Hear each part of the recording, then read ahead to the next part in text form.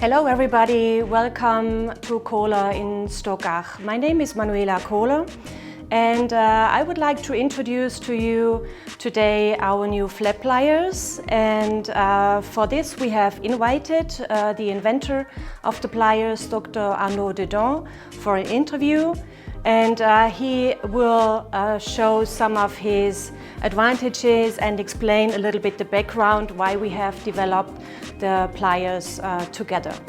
So let me introduce you to Dr. Arnaud Dedon, and let's see if he's online yet.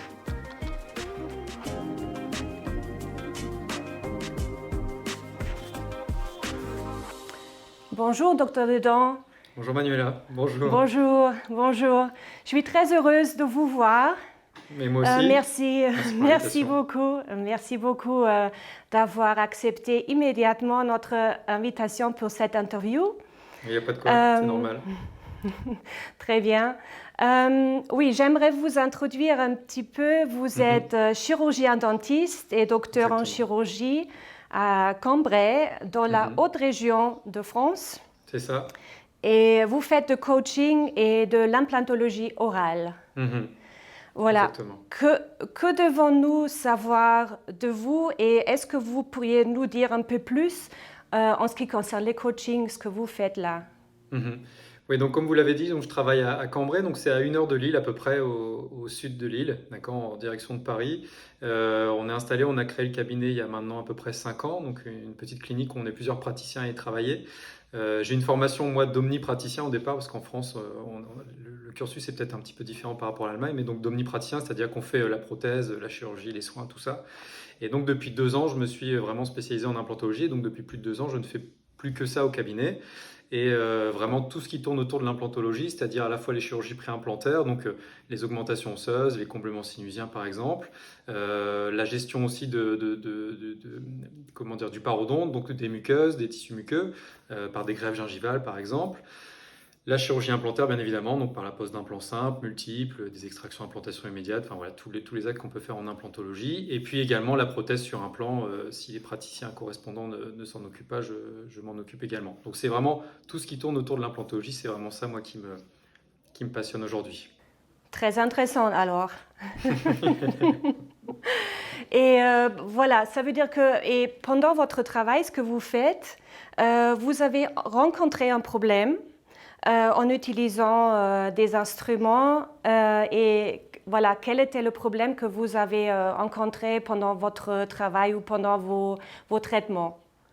Alors en fait, c'était peut-être dû à ma jeune expérience, je ne sais pas, mais en tout cas j'étais plusieurs fois confronté pendant les interventions où on faisait des lambeaux assez larges, confronté à un problème de maintien de ces lambeaux, de maîtrise du lambeau pour le tenir, pour pouvoir faire par exemple un comblement, voilà, gérer l'élasticité du lambeau, etc.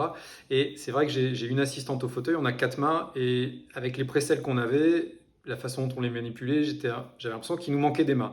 Donc, au bout de quelques chirurgies, à avoir été embêté un petit peu comme ça, voilà, il y a un moment où je suis sorti du bloc et j'ai eu l'idée, voilà, d'une précelle peut-être plus large qui pourrait finalement servir comme une double précelle. Donc, j'ai couru jusqu'à mon cabinet et je l'ai vite dessiné, ce à quoi j'imaginais sur un bout de carton. Hein, on a fait un petit dessin. Vous aurez peut-être la photo de ça. Donc voilà, j'ai fait le dessin et puis après donc j'ai contacté quelques laboratoires français pour savoir ce qu'ils en pensaient et s'ils étaient éventuellement intéressés pour peut-être aller un petit peu plus loin là, dans cette aventure et pour créer cet instrument. Exactement. J'ai encore le dessin, j'ai encore photo de cet premier prototype que nous avons fait ou que vous avez fait en pièces de carton. C'est vraiment l'invention, c'était le premier prototype et j'étais très heureuse de le voir, et finalement c'est comme vous l'avez dit, c'était un collaborateur en France ou une amie qui nous a mis ensemble parce qu'elle savait que nous pouvons fabriquer des bons instruments et que nous avons la possibilité de vous aider dans ce cas spécial. Oui, je me souviens encore très bien de ce prototype. Ce que nous voyons aujourd'hui, ce n'est plus le prototype, c'est la pince flap. Voilà, c'est le résultat. Nous avons commencé avec quelques petits prototypes que j'ai également amenés ici. Alors, on avait 2-3 différents modèles que nous vous avons envoyés pour vérifier, pour tester. Et finalement, c'était cette pince flap-là que nous avons mis dans la production finalement.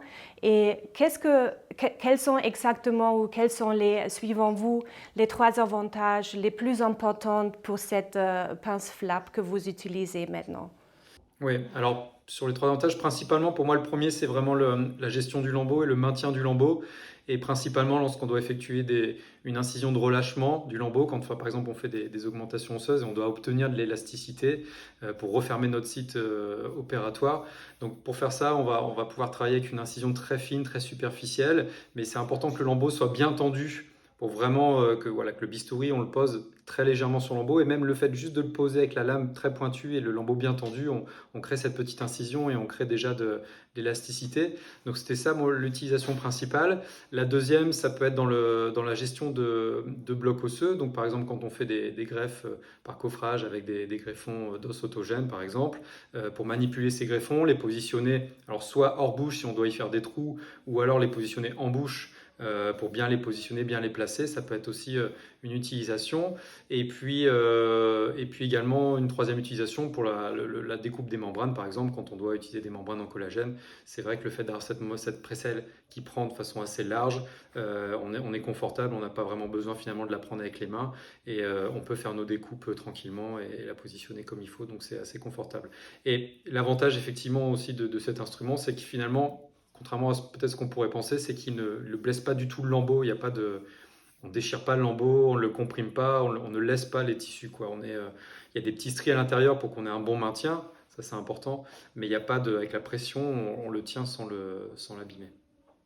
Exactement, voilà. Et également ici, nous avons commencé d'une complètement nouvelle méthode de construction pour réduire vraiment la pression sur la pince à l'embout de travail. C'est également pourquoi nous l'avons dessiné avec le U-end et non pas comme avec les précelles standards que nous fabriquons également.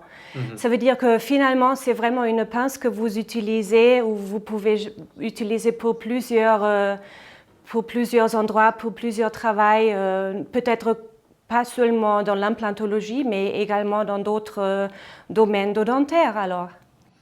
Je dirais quand même principalement, oui, la chirurgie au global. Dès lors qu'on devra réaliser des lambeaux larges, oui, effectivement, on peut s'en servir, elle peut être agréable à manipuler. Et puis, par exemple, aussi, quand on doit faire un dégagement de canine qui serait situé au niveau du palais, c'est vrai qu'elle permet de... Alors, quand on utilise un écarteur, le problème, c'est que parfois, on va cacher la zone où on doit travailler ou passer notre fraise, et donc on est gêné pour fraiser sans toucher l'écarteur. Et là, ça permet d'avoir l'instrument à distance, tout en écartant et en voyant bien notre site opératoire. Et comme elle est épaisse et qu'elle prend largement, cette muqueuse, on peut bien la tirer et travailler assez confortablement. Donc pour ça, c'est aussi agréable. Donc par exemple, des résections apicales, on pourrait imaginer sur des dents difficiles d'accès ou des choses comme ça, pourquoi pas aussi, ouais, ça pourrait s'envisager.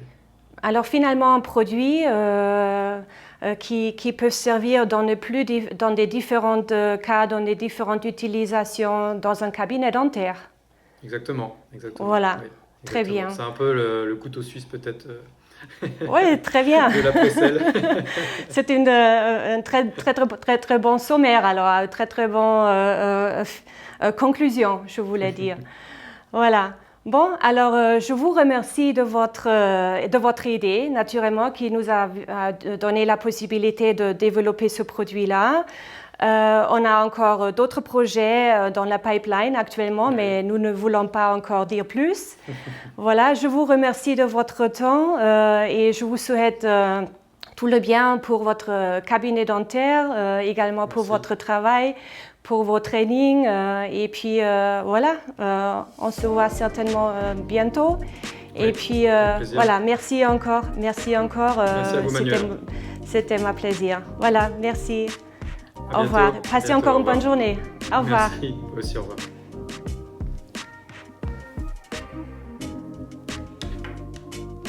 Yes, so thank you very much, Dr. Dedon. We are very happy that he was available for an interview with us. So we hope we could give you a little bit an idea of our new flat pliers. If you have additional questions or need additional information about the product, so please don't hesitate to contact us, and appreciate it anytime. Thank you very much.